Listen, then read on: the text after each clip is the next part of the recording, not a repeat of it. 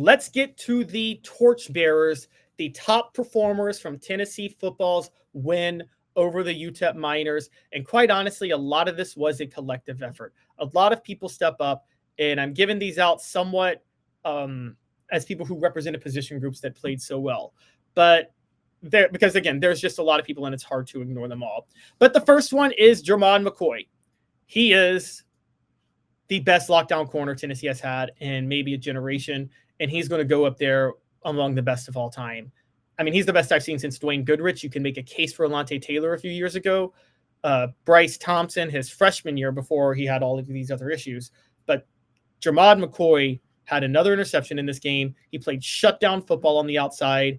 He was a superstar, and he is, yes, one of the best players on this team, one of the most valuable. He easily gets a helmet sticker, and I have him as one of my torchbearers. But he's not the only one at cornerback. Ricky Gibson III came in, and he forced a fumble that Dominic Bailey recovered, which helped Tennessee begin its onslaught. That was after their first touchdown.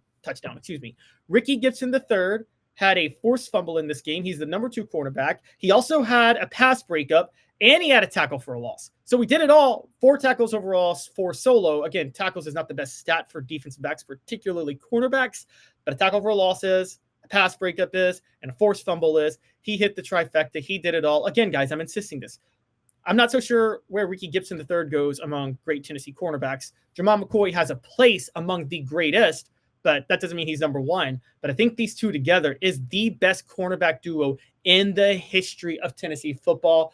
I'm not so sure there is a close second. I'm just going to be honest with you. I'm not so sure there's a close second.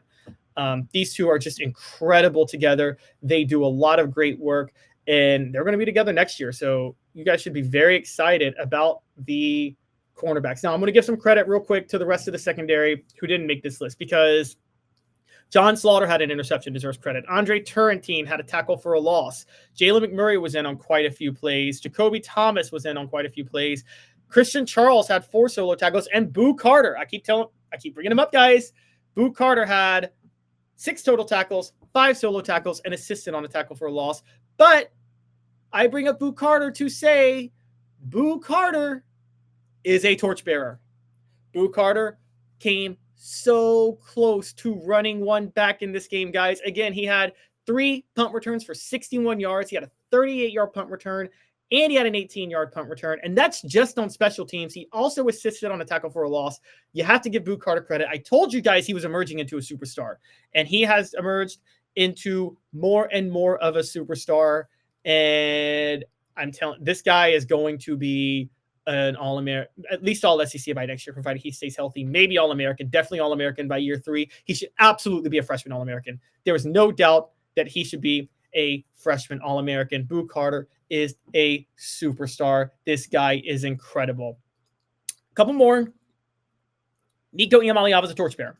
Now, I'm not giving Nico Iamaleava out of this world grades for how he played because of that first quarter, although a lot of that wasn't his fault, but he did miss on some very clear throws, just had some very clear misses. I think Scotty Walden confused him a little bit, but he regrouped after a 2-6 start, finished 15-17.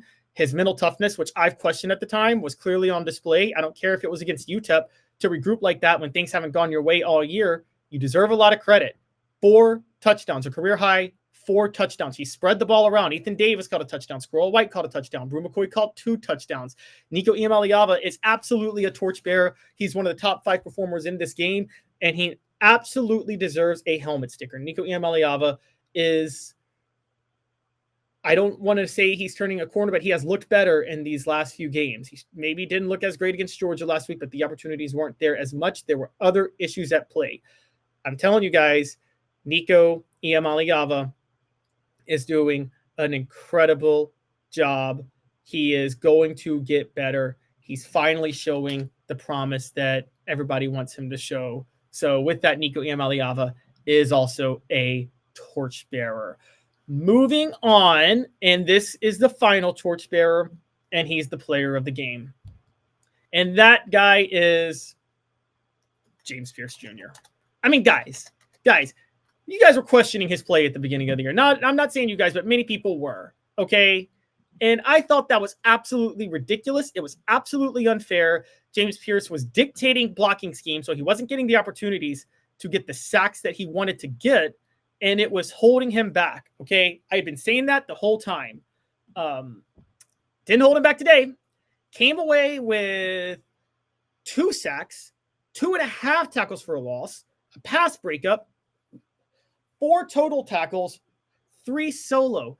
The key is James Pierce had an amazing sack on a 4th down play by UTEP that shut down the game. That didn't shut down the game. It was in the first half, but kept the onslaught continuing for Tennessee. James Pierce was amazing. Now, he did get banged up late. We did see him leave the game for a second. It does look like just an overextension. He did come back to the sideline and put his helmet back on, but he wasn't going to be put back into the game at that moment. Tennessee was dominating, and you're going to say James Pierce. But James Pierce is absolutely a torchbearer. He's a player of the game. And for all of you that question his production, I just want to point this out. James Pierce now has 7.5 sacks on the year, and there's another regular season game left to be played. Pretty darn good. His production is there. I told you they will come. Sacks can be like home runs, guys, where in baseball, where people worry about a slumping month for a player, but home runs oftentimes come in bunches. And then you wake up one day and you're like, oh, they were productive. You're waking up one day and you're realizing James Pierce had 7.5 sacks. So again, James Pierce, he is absolutely the star of this game, the best player. Tennessee as a unit had 4 sacks, but James Pierce was the biggest reason they were so dominant.